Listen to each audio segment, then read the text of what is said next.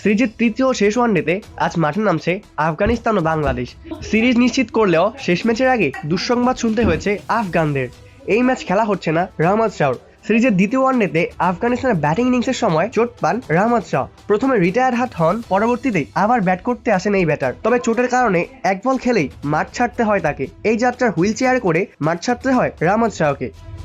এবার বাংলাদেশের বিপক্ষে সিরিজের তৃতীয় ম্যাচের পাশাপাশি জিম্বাবুয়ের বিপক্ষে একটি টেস্ট ম্যাচ থেকেও ছিটকে গেছেন রহমত ছিটকে যাওয়ার বিষয়টি নিশ্চিত করেছে আফগানিস্তান ক্রিকেট বোর্ড এসিবি।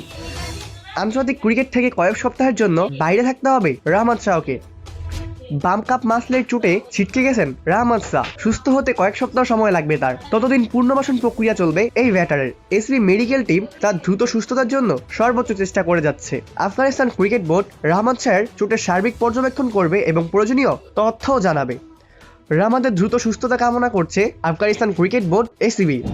সিরিজের প্রথম ওয়ানডেতে 50 করে আফগানদের জয়ে বড় অবদান রেখেছিলেন রহমত শাহ। 3 ম্যাচের সিরিজে এর মধ্যে 2-0 এগিয়ে আছে আফগানরা। সিরিজ হেরে বসা বাংলাদেশের সামনে এখন বড় চ্যালেঞ্জ হচ্ছে হোয়াইট ওয়াশ এড়ানো। অপূর্ব দাস, প্লেভাস নিউজ।